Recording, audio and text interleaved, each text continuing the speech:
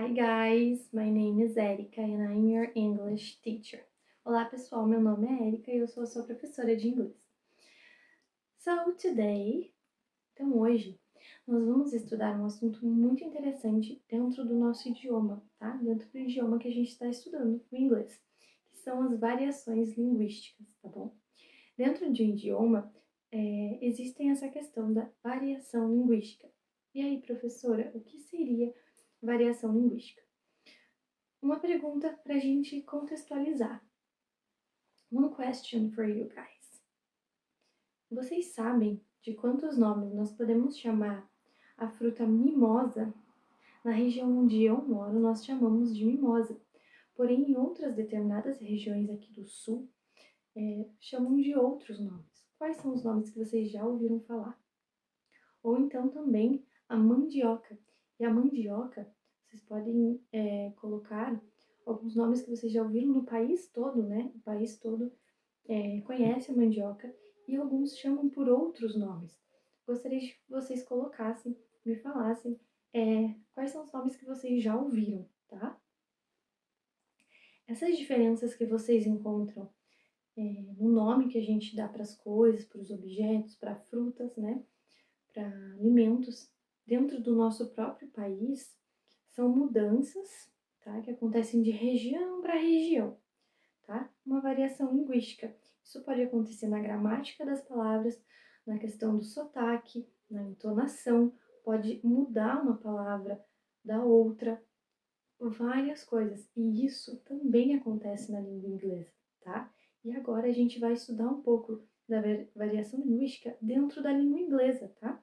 Que também acontece como em qualquer outro idioma. Como nós já falamos de alguns exemplos de variações linguísticas no português, precisamos lembrar que no inglês essas variações linguísticas são muito mais acentuadas, já que é um idioma que é falado por quase todo o mundo.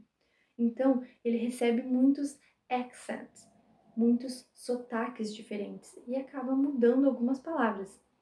A gente, para estudar um pouquinho mais sobre variações linguísticas, nós vamos contextualizar um termo muito usado nesse estudo, que é o regionalismo, tá? Regionalismo seria o que na verdade a gente já explicou. Por exemplo, nós temos em uma região do país, em determinada região, que nós chamamos um objeto de pipa, por exemplo. Porém, em outras regiões do nosso país, é chamado de outro nome. Por exemplo, pepeta ou cafifa. Isso no português, tá? Então, um objeto recebe mais de um nome, dependendo da região. Eu trouxe um exemplo no inglês também para vocês. No inglês, a palavra biscoito é falada também de maneiras diferentes. No inglês americano, algumas áreas dos Estados Unidos chamam a palavra biscoito de cookie, outras de cracker. E ainda no inglês britânico é biscuit. Ou seja, existem várias maneiras de se referir a um objeto, a determinada coisa, por nomes diferentes, dependendo da sua região. Isso é o regionalismo. Vocês receberam um vocabulário, tá? Com palavras-chave que vocês usarão durante a nossa aula, tá? Na hora dos exercícios e também da dinâmica no fim da aula, ok? Nós vamos falar agora um pouco das diferenças entre o inglês americano e o inglês britânico, tá? Existem outros, como o canadense ou o australiano. Porém, nesta aula nós vamos dar enfoque no inglês americano e no inglês britânico. Vamos começar falando que essas diferenças são na ortografia das palavras, tá? Por enquanto é na ortografia, desculpe. Nos Estados Unidos, algumas palavras costumam terminar com OR, como flavor, labor, neighbor. E já no britânico, costumam terminar com O-U-R. Existe esse acréscimo do U, porém a pronúncia continua a mesma. O que muda mesmo é na hora da escrita. Então ficaria flavor, labor, neighbor. Porém, escrito lá com um Uzinho, tá? Existem outras diferenças também. Nos Estados Unidos, algumas palavras terminam com T-E-R, como center, theater e kilometer. Terminam com T-E-R, ok?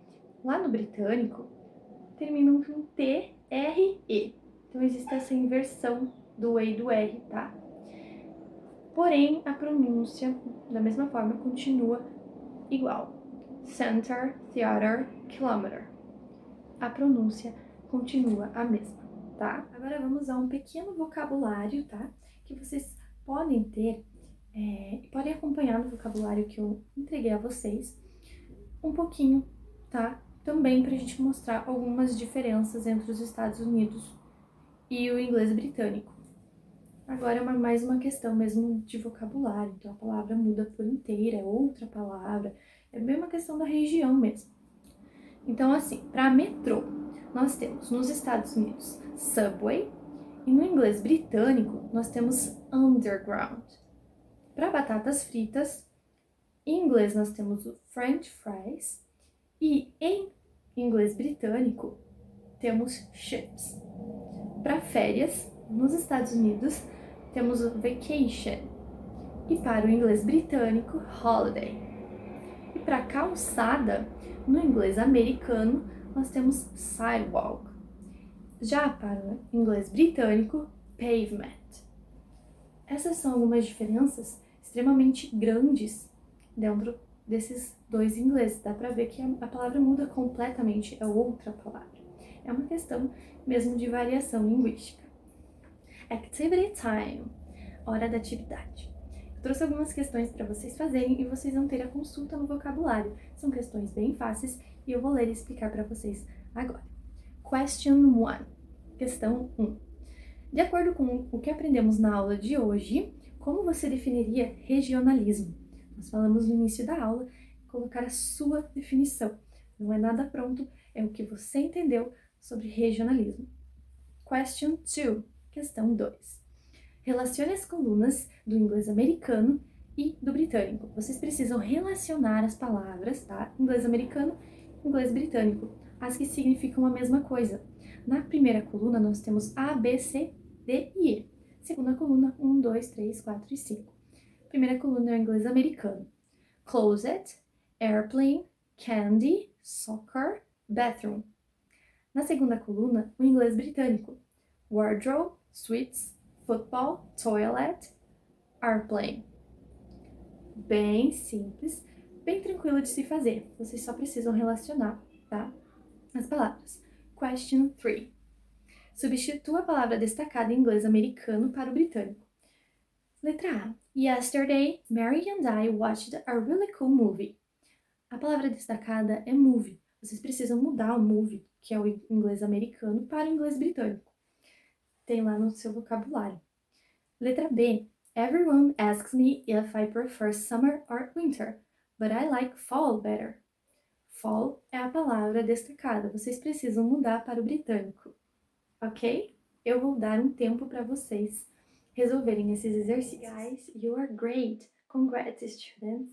Pessoal, vocês foram muito bem no exercício. And now it's game time. Agora é a hora do jogo.